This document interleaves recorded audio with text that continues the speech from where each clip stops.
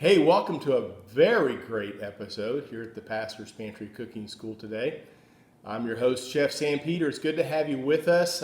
As I do this quite often, we love to smoke meats on our Green Mountain Grill.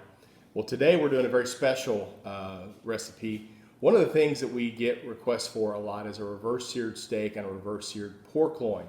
So we're going to do reverse seared pork loin today, but it's going to be stuffed reverse seared pork loin. Okay, so you're gonna enjoy that. But as we get every episode started, we always share with you what we call the gospel of good taste. The gospel of good taste revolves around two principles that Joyce and I are very passionate about. The first is we believe everything is about stewardship. James 1:17 tells us that every good and perfect gift is given to us by God, and food is no different. Food is a gift, and we want you to be a good steward of the gift you've been given. And so we want to teach you some things about food today that will help you make every dining experience great at your house. The second thing we're passionate about is community. We believe God created us to be in community, and nothing is a better metaphor for community than food. We believe that because Jesus believed that. He was constantly sitting down, eating with people, building relationships. And so we're hopeful that what we teach you today will help you at home, that when you gather people around your table, once again, it's going to be a sacred place and a sacred time. Well, let's get started with this smoked pork loin. I've got my producer, sous chef, and wife with me, Joyce. She's going to share with you what we need for this recipe. Joyce? All right, this is a stuffed reverse seared pork loin. We're using 10 pounds of pork loin, and it's been trimmed, which means all the fat's been trimmed off. We're using Pantry pork rub, 1 pound of white or sourdough bread cut into 1-inch pieces, and we actually used a loaf of Texas toast. 1 pound of pork sausage, 4 tablespoons of butter, 3 ribs of celery chopped fine, 1 large onion chopped fine, 2 cups chicken broth, 1 or 2 eggs, depending upon how it looks when you get to mixing it all up. You want to beat those before you put them in. Half a cup of chopped fresh parsley, 1 tablespoon of celery seed, and 2 teaspoons of dried sage. I want to kind of emphasize a couple of those ingredients. You definitely want that sage and that celery seed in this stuffing. It is the perfect pairing and flavor for pork, and so be sure and use that when you do this stuffing. Well, as Joyce already mentioned to you, we have trimmed out our pork loin here, gotten all that excess fat and silver skin off there. It's okay if you have a little bit of fat on there, it's okay, but we want to get most of that silver skin off of there. Next, we want to drizzle it with just a little bit of olive oil. I'm going to put enough on the top that when I wet my hand, I'm going to be able to do the bottom side here. Just want to coat that with a little bit of olive oil. That just kind of helps with that smoking process and the crispness of the outside skin. And then we're using our Pantry pork rub. Okay, this is a blend of pork rub that we've been using for a number of years, and it's just fantastic. It's just got all the great seasonings that really balance well with pork. So you can use this on your pork shoulder if you're doing a pulled pork. You can do this with the pork loin like we're doing here. Pork chops, fantastic, but use this for all of your pork dishes. You'll really enjoy it, trust me, okay? So we're gonna go ahead and we're gonna coat this. You know, that is, she knows me so well. I hate shaker tops. Usually I've run out, I have a big giant container that I typically use, and it's empty, and so we've gone to our small containers to do this, and I'm one of those guys that likes to pinch and put stuff on or pour because I just feel like I have better control over it anyway. So we're going to do this very liberally, and as I say, every time I'm teaching a smoking class, you want to be liberal with your pork rub. This is not a place where you go stingy, okay? Because you only get a chance to season this on the outside, all right? So coat that really, really well. Get the other side. Gotta anoint everybody equally here, right? We want to get on board that train to Flavor Town. As I think that's a Guy Fieri saying probably. Make sure I get my ends here a little bit too. Now, yesterday, we went ahead and prepared another one because we need a lot. We're feeding 20 people here today. So I have another one that we've already done. and we wrapped it in cling wrap. So you can prepare this a day ahead, all right? And just put it back in your refrigerator, or in our case, we have a big walk-in cooler, okay? So I have another large one here, okay? So we have that all done. And what you can see here is I go ahead and I tie this up. I'm going to push that together. We'll spread it out here in a little bit. So we just have our butcher's twine. I like to start in the middle.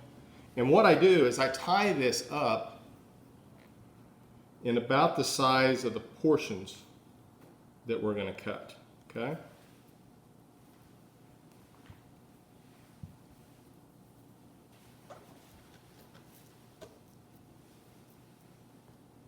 So we've got about an inch, inch and a quarter. That's what we're going with here. And you can tell we're cooking for a lot of people tonight. We We're are, serving- yeah, 20 we're people. serving 20, yeah. Yeah. And a couple pieces extra for us. Well, always. You got to feed the chef, right? We want food for the weekend. We're filming this. This is a Friday.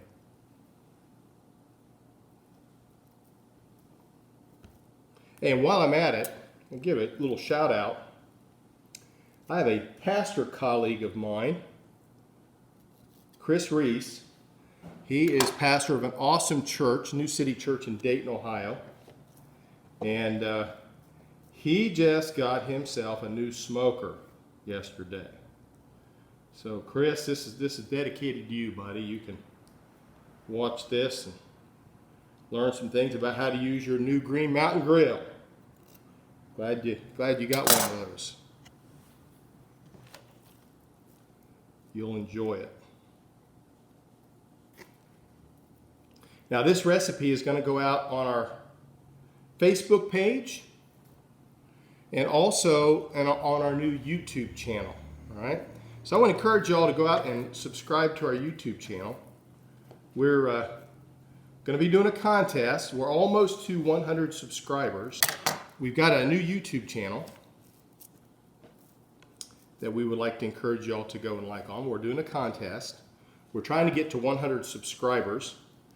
And I think we're at 92, so we need like 8 more subscribers. And when we hit 100, we're going to do a very special contest, and we're going to select 10 lucky winners to win some free Pastor's Pantry Patter Fam swag. Okay? So you want to go out there and become a subscriber. Now you need to make sure that that your subscription isn't private. If it's private, it won't even let me see that you subscribed. So I can't give you a prize if I don't know who you are. So it needs to be a public subscription, but we want to encourage you to go out and do that. Okay. So Joyce, have you got me there? Kind of pull those out. So there's our pork loin. I'm going to go ahead and rinse my hands again. We're going to take this out to the smoker, and we'll cut away and show you that here in just a minute as we put it on the smoker. I'll talk to you a little bit about how to properly smoke a pork loin. Okay? See you in a minute. All right, we've brought our pork loin outside, and as you can see, I'm using my Green Mountain Grill. I've got a Jim Bowie and I've got a Daniel Boone. We're using the Jim Bowie for this one. It's a little bit bigger, okay? It's an older model. It doesn't have all the Wi-Fi, but I like the size of it. So what we've done is we've set it at 250 degrees, okay? So we've got it set for 250. Currently it's at 251, but we have it set for 250 degrees.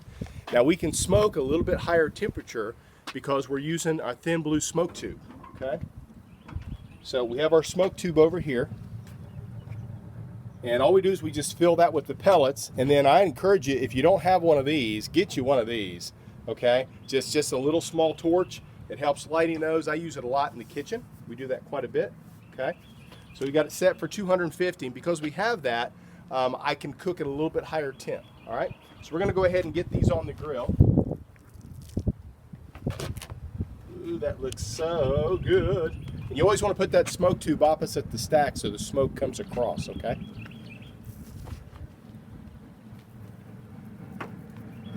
All right.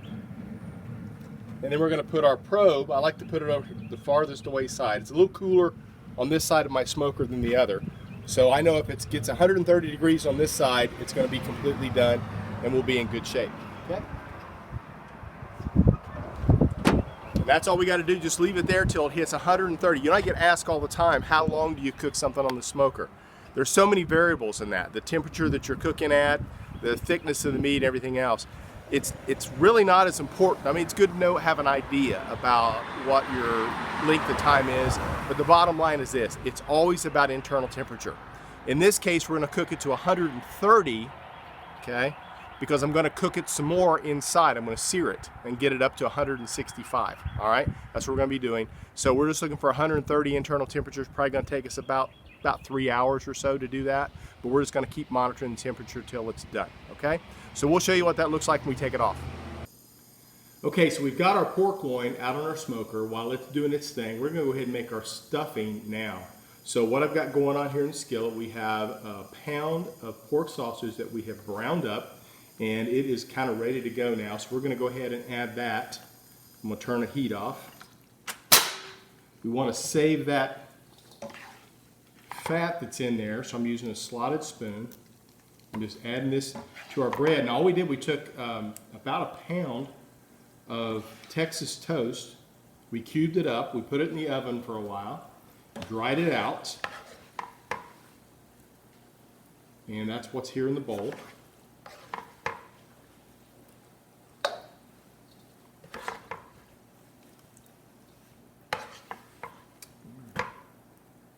I have all of this in here.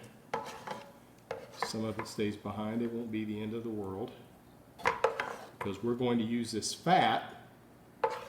All this is going to go in eventually. We're going to use this fat to cook up our vegetables, okay? All right, so I have that all set up. So we're going to go ahead and get back on the heat. Now I'm going to add to this 4 tablespoons of butter, okay? We want that flavor in there, and get that melted down.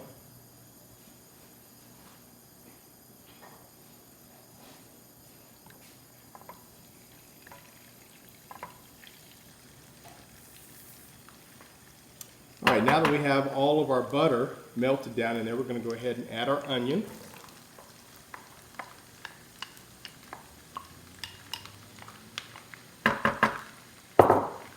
Our celery.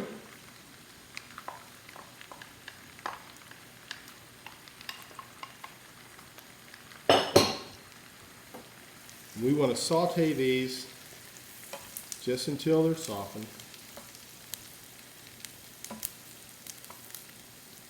You getting a good shot down there, Joyce? I am.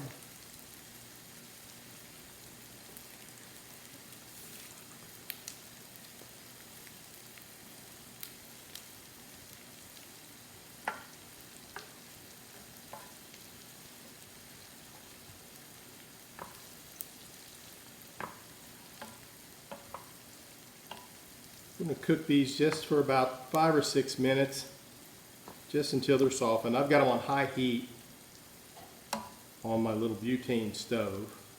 By the way, if these little stoves are handy, if you want to pick one of these up for yourself, on our website, patterfamsauces.com, okay, we've got an awesome gear tab out there. Now, Gear tab has a lot of the tools and things that we use here in our kitchen. We get asked all the time, hey, how can I get that? Well, so we did you a favor.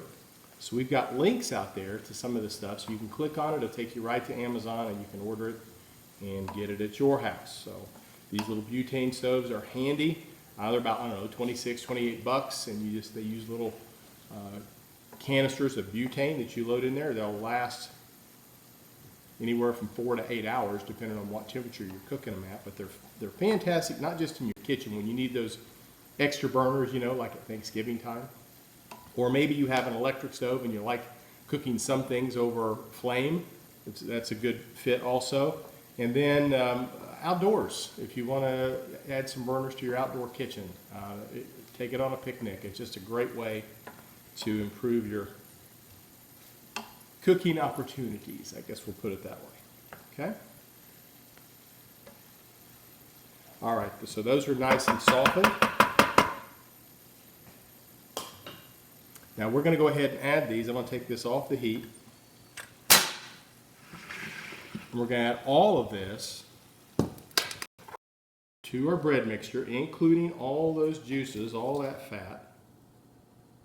All that's going in there. Okay.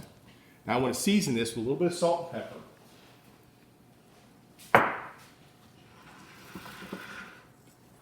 Okay. By the way, okay, that was a 3-finger pinch. All right. A 3-finger pinch is about a half a teaspoon. All right. So I just know from years of experience. That's why I like working from bowls. That's about a half a teaspoon. All right. So I put about a teaspoon of salt in there, and we're going to put about a half a teaspoon of black pepper in there. Then to that, and these are the ingredients I told you you really want to add these to your stuffing mixtures when you're doing pork. We're going to add some celery seed and pork, unbelievable together. You definitely want to do that. And some sage, okay? So put those together. Then I've got to beat a couple of eggs.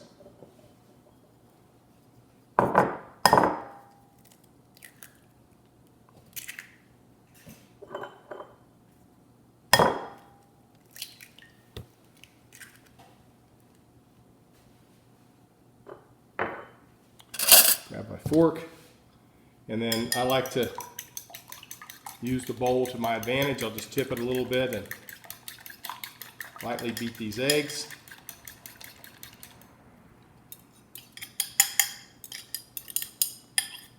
All right.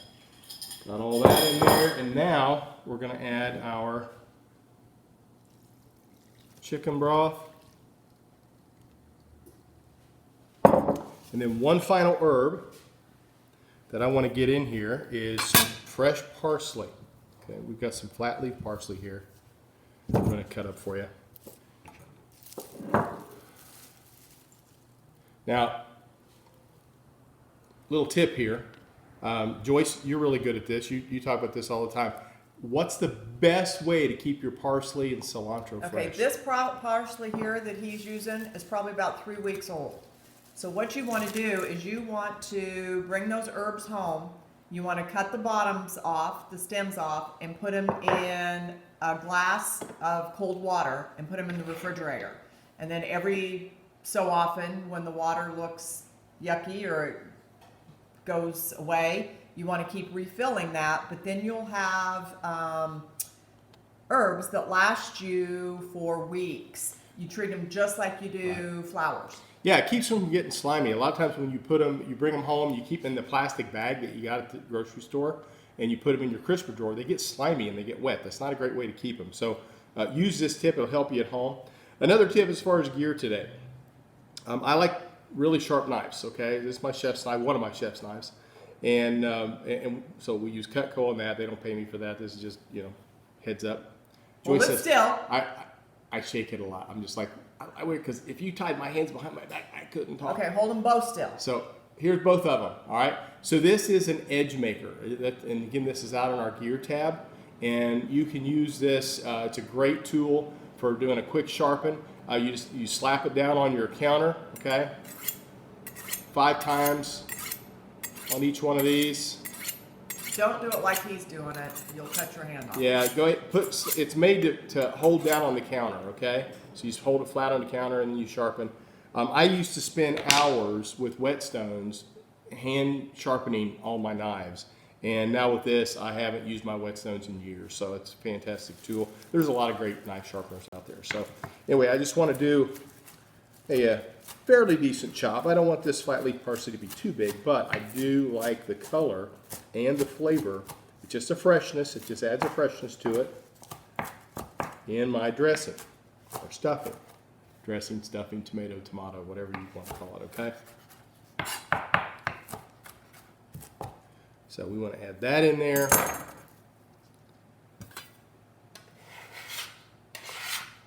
And you see Another great tool, nice scraper. This one actually is one that I got from Graham Care years and years and years ago. I mean, it used to have inches marked on it across through here, so you could actually use it as measure. I've worn those things off. This actually used to be 12 inches long when I first started using. No, I'm just kidding you. But it's a great tool. Get yourself a hand scraper. It's pretty neat. Okay. What were you gonna say, Joyce? And you see us using these green mats all the time. They're just those shelf liners. That's it. And it keeps your cutting board from moving. it's safe. So get yourself some shelf liners, cut those up to put underneath your cutting board so that you don't chop a finger or two Works off. fantastic. Okay, so now all we want to do is now I want to mix all this together. All the liquids, all the flavors, all the sausage, all the veggies. All right, and you told them you put 2 cups of chicken broth in there, I right? did. I showed Okay. them that. I actually missed it. I showed. wasn't paying She's attention. busy behind the camera. She doesn't listen to me half the time, even when she's not behind the camera. Okay, that's one of one of the things that we've missed having our live in-person cooking classes. Is usually she's on this side of the counter, and we're just entertaining with the audience for the evening and The married banter. the married banter. That's it. That's Not married, but married. married or married. Married banter. Yes. So anyway, so I just want to make sure that all the bread starts to get a little soft, a little wet. Okay, so I'm trying to just integrate all those flavors, mix it in there quite well. This is what we're going to stuff our reverse seared pork loin with later. Okay. All right. So then we have a prepared 9x13 pan. All I did was I just grease that with some clarified butter. Okay.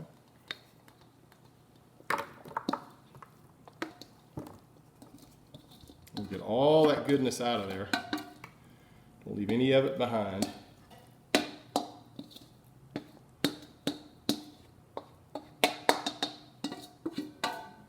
All the onions, all the sausage.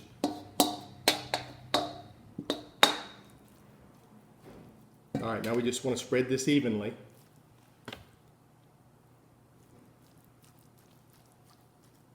Just spread it evenly.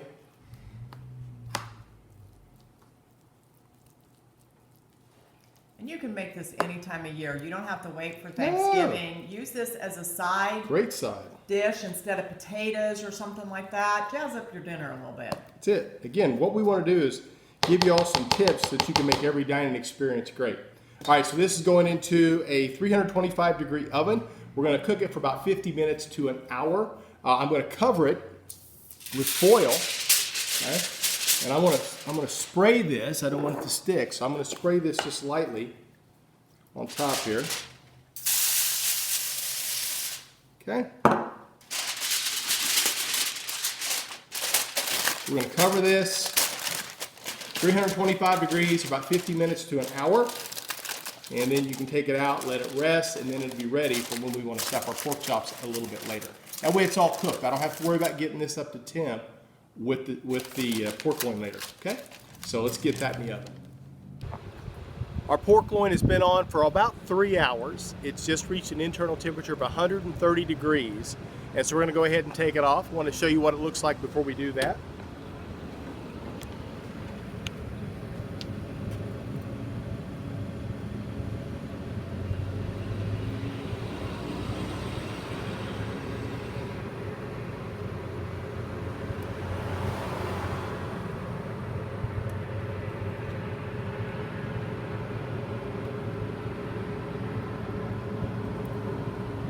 All right, we're just going to get these off.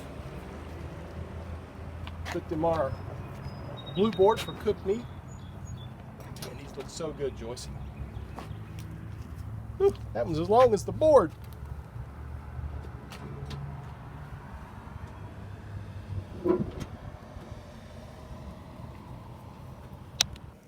Okay, our pork loin came in off the smoker. We cooked it at 250 degrees until it reached an internal temperature of 130 degrees. We brought it in and we let it rest, okay? Let all those juices reabsorb. And so now, Joyce, if you get a good shot of that, we're gonna go ahead and cut a piece of this off and get it ready for the griddle. We're gonna do the reverse sear piece of this, okay? I'm gonna take the end piece. I like the end piece, plus I like to cut that little piece off for me later, okay? So, there we go. I don't know what camera we got. We're right there at that one. There's what it looks like. Nice and pink. It's cooked basically like medium right now. You can see it's got a great smoke ring on there as well.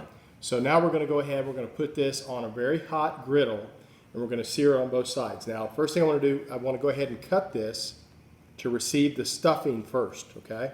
So I'm going to cut it in the middle most of the way through, almost like a butterfly, if you were going to butterfly this.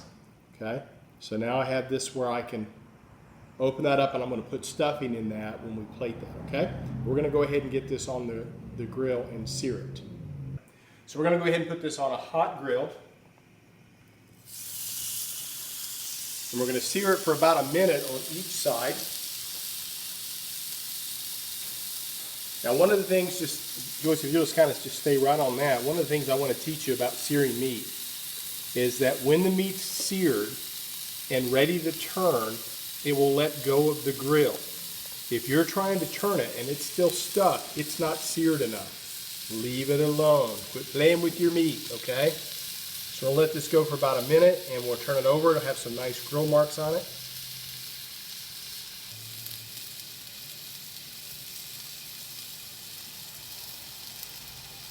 All right, it's been about a minute. We're going to turn our pork loin over.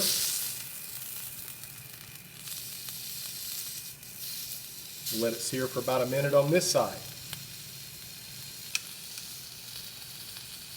All right, this should be done. We're going to go ahead and take it off. Let's turn off our heat.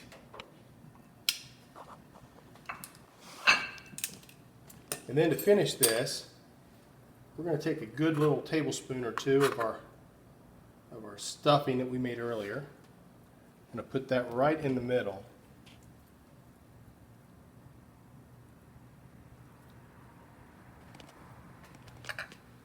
There you have it. Get a shot of that, Joyce.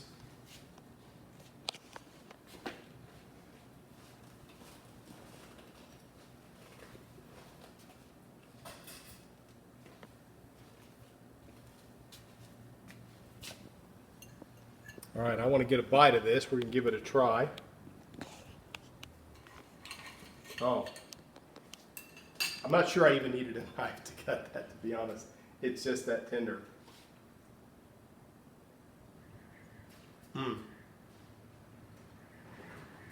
It is that tender. Super soft. Love the stuffing. I'm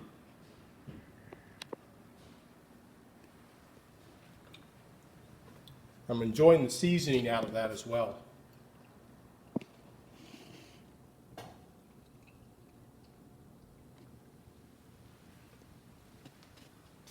All right.